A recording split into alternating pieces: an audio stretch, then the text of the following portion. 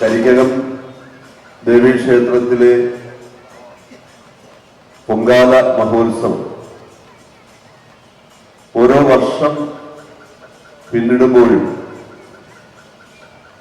കൂടുതൽ കൂടുതൽ ഭക്തജനങ്ങൾ ഈ ക്ഷേത്ര സന്നിധിയിലേക്ക് എത്തിക്കൊണ്ടിരിക്കുന്നത് നമുക്ക് കാണാൻ കഴിയുന്ന ഒരു യാഥാർത്ഥ്യമാണ്. അപ്പോൾ അതനുസരിച്ചിട്ടുള്ള ഭക്തജനങ്ങൾക്ക് അടിസ്ഥാന സൗകര്യങ്ങൾ ഒരുക്കുന്നതിലേക്ക് വേണ്ടിയുള്ള നടപടികൾ ഗവൺമെന്റ് തന്നെ ആ ഉത്തരവാദിത്വം ഏറ്റെടുത്തുകൊണ്ട് ക്ഷേത്ര കമ്മിറ്റി ഭാരവാഹികളുമായി സഹകരിച്ചുകൊണ്ടുള്ള പ്രവർത്തനങ്ങളാണ് കഴിഞ്ഞ 2 വർഷക്കാലമായി ഈ ഗവൺമെന്റ് അധികാരത്തിൽ വന്നതിന് ശേഷം പ്രത്യേകം യോഗങ്ങൾ ചേർന്ന് വിലയിരുത്തി കാര്യങ്ങൾ നടപ്പിലാക്കിക്കൊണ്ട് മുന്നോട്ട് പോകും.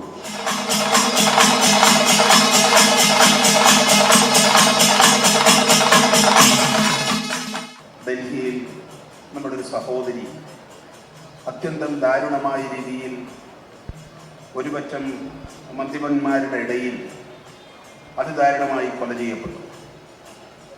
ആ സംഭവത്തെ ഒരൊറ്റപ്പെട്ട സംഭവമായോ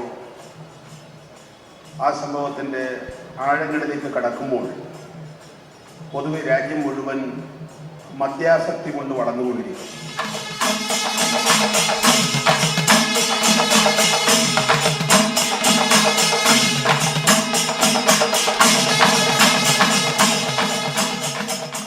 ഈ ഉത്സവ സമയത്താണ് ഏറ്റവും കൂടുതൽ ഭക്തജനങ്ങൾ ഈ അമ്പലമുറ്റത്തേക്ക് വരുന്നതും അവരുടെ പ്രാർത്ഥനകൾ അർപ്പിക്കുന്നതുമായ സമയമാണ്.